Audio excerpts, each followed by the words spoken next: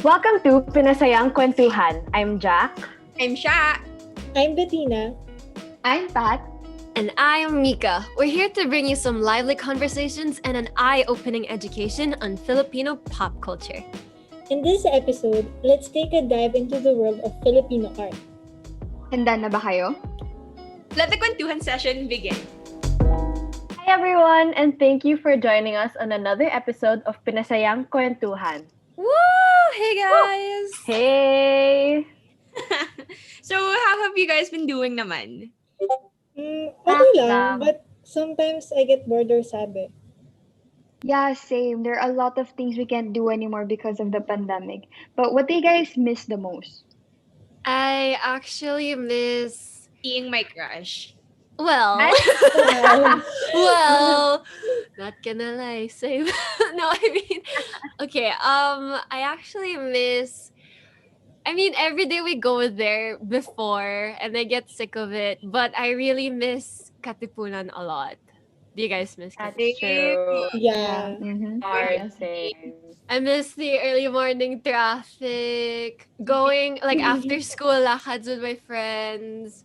I mean, actually, speaking of afternoon lakhats, you know what I really miss?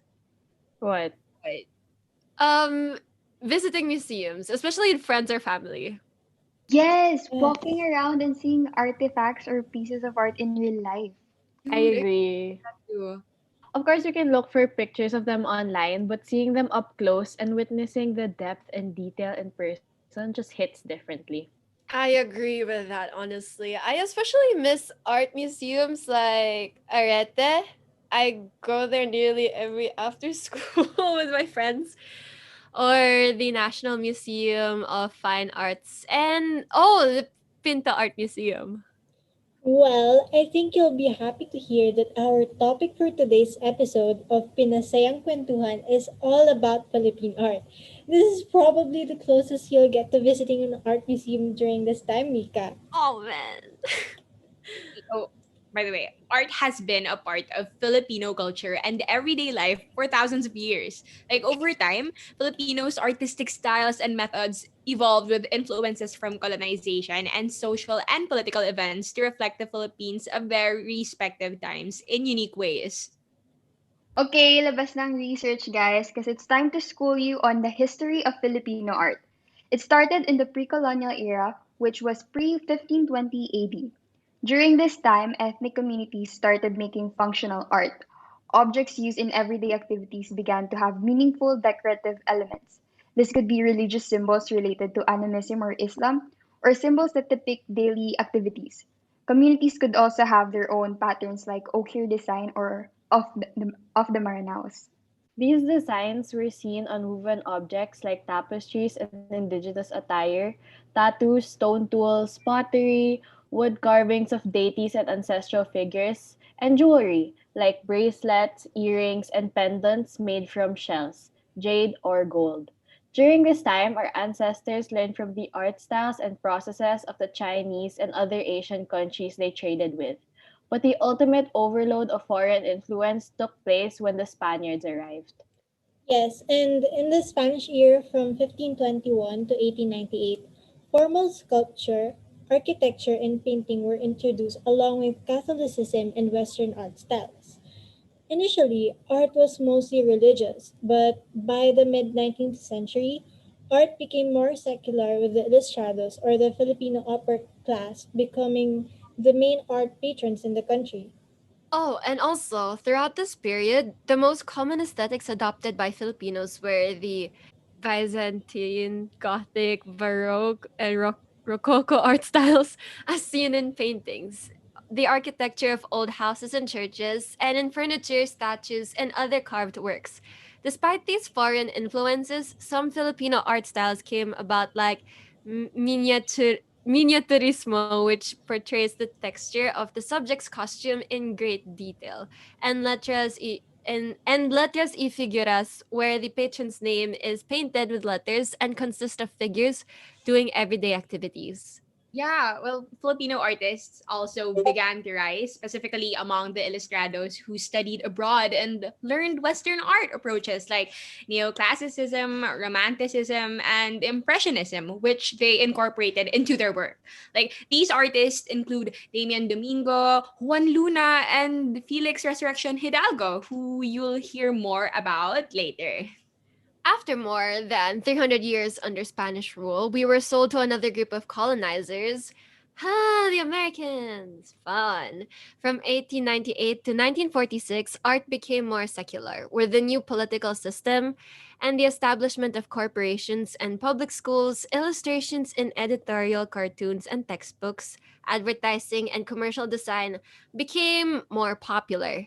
Merchants and tourists favored landscapes, still life, and genre paintings which showcase the country's exoticness.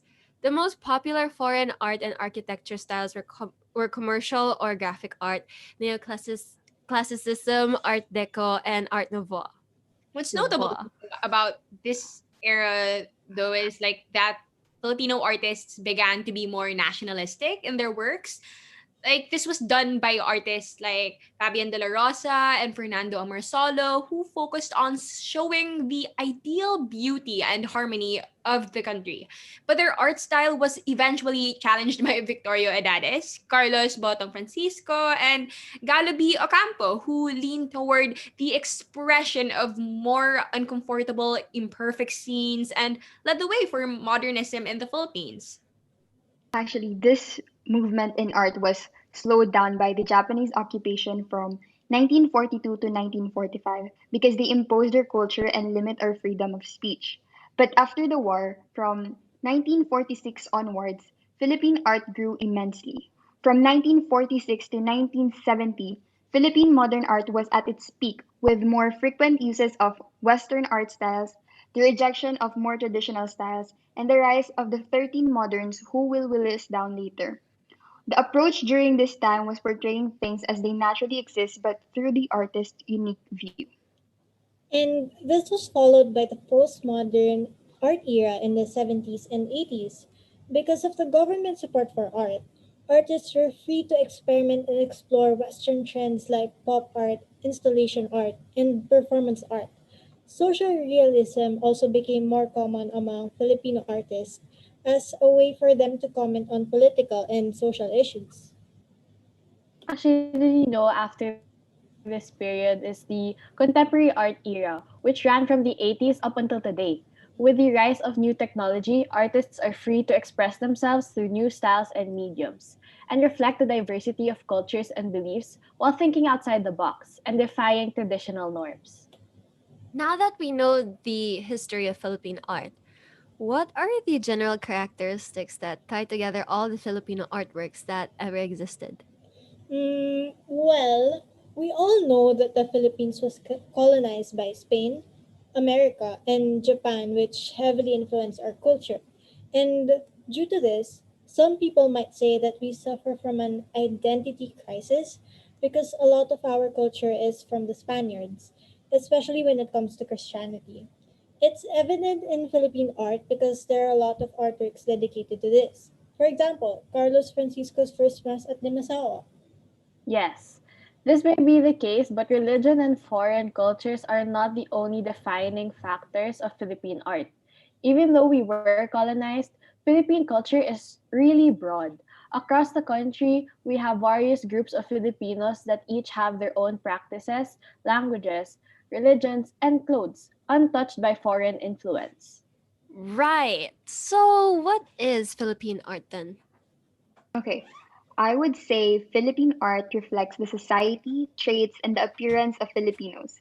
It depicts the scenes of the countryside and the agricultural everyday life and its surroundings, with the Filipinos being the subject of the artwork, within the idealization of their lifestyle. An excellent example of this is the artworks of Fernando Amarsolo, which are described by people as being very expressive of Filipino values and culture. I agree. But I also think that any artwork that is made by a Filipino and shows our true Filipino culture, values, and experiences can be considered Philippine art, regardless of whether the subject is rural or urban, and whether the artwork is sugar coated and idyllic or explicit and flawed. Yes, there are so many forms and genres of Filipino art, but what's common among them is the expression of their national identity, which is very mixed, but at the same time, it's kind of who we are as Filipinos. So we know the history and characteristics of Philippine art. Now, do you guys know any iconic artists and their artwork which contributed to our history? Oh, me. Fernando Amorsolo was mentioned previously, right? He has a lot of iconic artworks, such as the making of the Philippine flag that was created in 1898. Oh wait, another painting of his that is well known was made in 1942, which is like the harvest scene, which contains a colorful palette and the beauty of the scenery and Filipino lifestyle of rice planting and harvesting. His other works are Palay Maiden, Planting Rice, Fruit Gatherer, Tinikling, and many more. Those are remarkable pieces. He truly is a national artist of our country. Oh, also, in connection with him, did you know that Fernando Amorsolo's uncle was his mentor in the arts? He is ta-da-da, Fabian de la Rosa, a leading master of genre in the first quarter of the century. He is known for his remarkable paintings of women's portraits, such as the young Filipina that was created in 1928, and women working in a rice field. Oh, how about Spoliarium? Who doesn't know about this famous painting? It was painted by Juan Luna in 1884. He was also a sculptor and a political activist of the Philippine Revolution during the 19th century. This painting won a gold medal in the 1884 Madrid Exposition of Fine Arts. Did you know that Spoliarium is a basement where all fallen gladiators were thrown after combat? So, how was this related to the Philippine history? Hmm. Well, according to Rizal, it was a symbol of the Filipino social, moral, and political life, the need to gain freedom and fight against prejudice and injustice. Luna's other famous works include The Parisian Life and Tampuhan. That's so cool. Speaking of the 19th century, do you guys have an idea who Felix Resurrection Hidalgo is? He was also one of the greatest Filipino artists. Just like Juan Luna, he also served as an inspiration for the Philippine Reform movement. And he was also awarded a silver medal in the 1884 Madrid Exposition of Fine Arts with his painting La Virgenes Cristianas Expuestas al Populacho. Some of his other reputable works are La Barca de Equeronte and La Laguna Estilla. Another astounding artist is Damian Domingo. He is known as the father of Filipino painting and the first to specialize in a non religious painting. He was also recognized by being the first Filipino to do a self portrait and create his lifelike miniatures with ivory. Del País, a watercolor painting style which depicts local costumes of the Philippines, was also created by him. And he established the first school of drawing in 1821, which is Academia de Dibujo y Pintura. Oh, wow, those are a lot of firsts. If Damian Domingo is the father of Filipino painting, then Guillermo Tolentino is the father of Philippine arts. He was awarded as the National Artist Award for Sculpture for his great works. Did any of you apply to UP Diliman? He was the one who sculpted the UP Oblation, which was originally located at the campus of UP Manila and was moved to Diliman in celebration of the university's 40th anniversary. Oh, yeah! He also made the Bonifacio Monument in Caloocan City, which also received national recognition. Its design is an obelisk with a bird of freedom on top, and around the monument are life-size figures of the Katipunan members led by Bonifacio. It's a shame it's the pandemic, really. I wish I could see his artworks in real life. They're truly wonderful and should be admired. Yes, I totally agree with you, Mika. Now, let's talk about the modern art movement, specifically the 13 moderns. They are Filipino artists who were sent to America to study, and there they learned about Impressionism and Post Impressionism. They want to introduce this style to the Philippines since artists here at the time still utilize traditional style with landscape and genre painting. Do you guys know any of them? Ooh, the father of modern art in the Philippines, Victoria Edades. He also led the 13 Moderns. He contributed to the shift of art as a representation of reality with realism. And he wanted artists to express themselves, their minds, emotions, and reality. One of his famous works is The Builder, and he was awarded the National Artist Award for Visual Arts in 1976. I also know Arsenio Capili, who's famous for his works. The Tingrian Women, another artist, is Bonifacio Cristobal, who is known for his landscape works like Sablayan Island, Street Scene in Sorsogon, and Hingutuan. Oh, there's also Demetrio Diego. He usually did folk art and rural scenes with dramatic green and earthy hues, and his most famous work is Bangka. Oh, Dino's color palette is also unique. Diosdado Lorenzo utilized yellow and blues in a color hue. His famous artwork is the barrio scene and ruins of Manila Cathedral. Guys, don't forget Cesar Legaspi. His style is also interesting. He is best known for using geometric forms for his paintings and its cubist like appearance. One of his notable works is The Scene, which was made in 1970.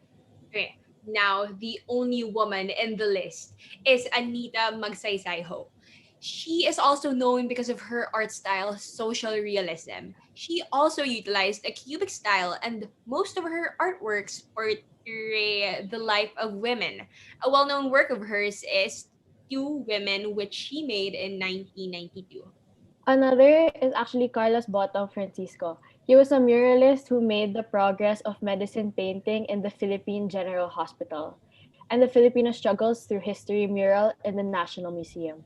His colorful style shows the culture of the Filipinos despite being colonized as someone who is proud and has dignity. Oh, Gala Ocampo. He also paints murals. Hispanidad is the title of his mural, which can be seen at the University of Santo Tomas. Another famous work of his is The Madonna. It's about the Filipino perception of the Blessed Virgin Mary. To add to Cubist artists, don't forget about Vicente Manansala. He admired Botong and considered him as a master of the human figure. One of Manansala's known works is The Mother and Child created in 1967.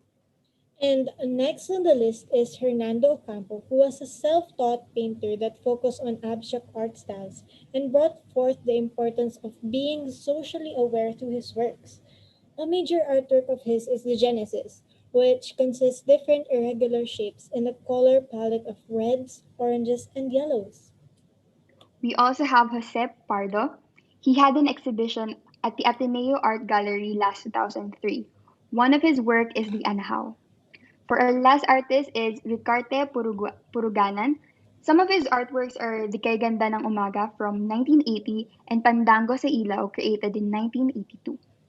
Wait, I have one more important artist, guys. Benedicto Cabrera, aka Ben Cab. He's known as the master of contemporary Philippine art. He's a national artist for visual arts and he even has his own museum in Baguio City.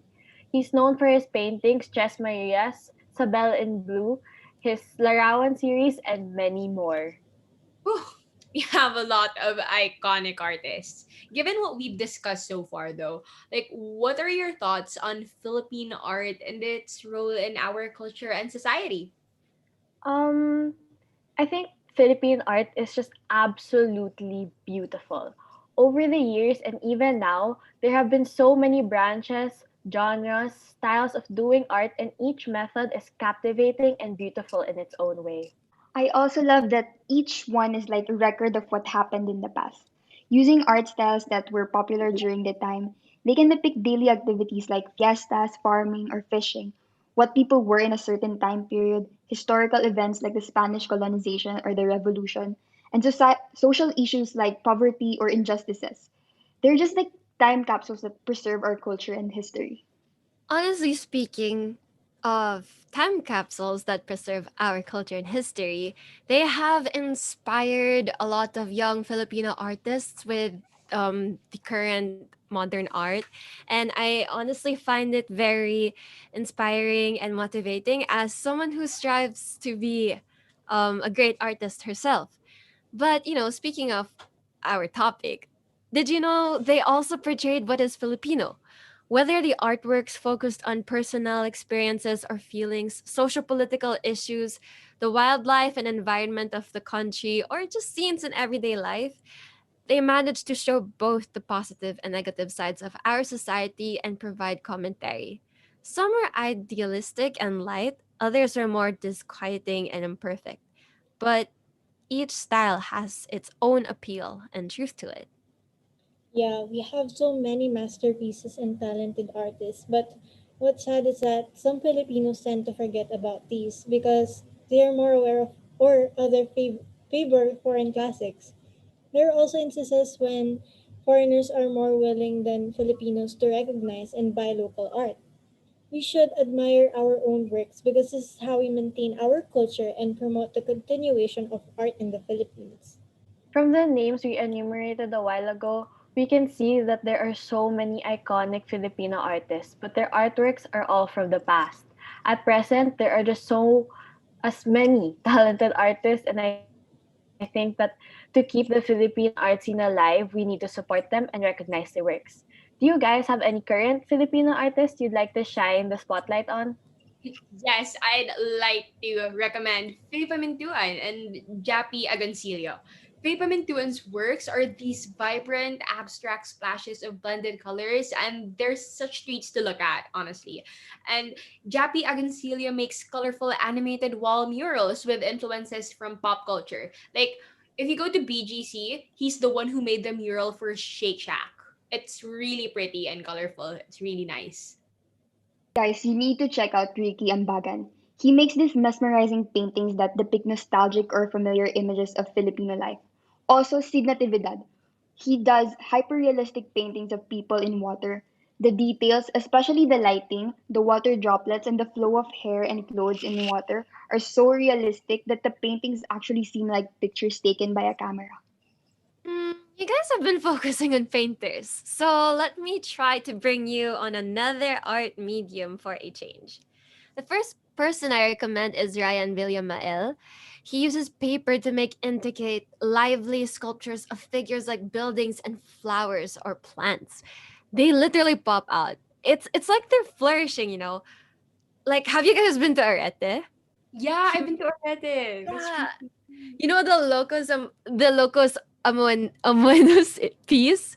He was the one who made that. Like the leaves and vines hanging from the ceiling above the Arete staircases. yeah. That's Ryan Villamel for you.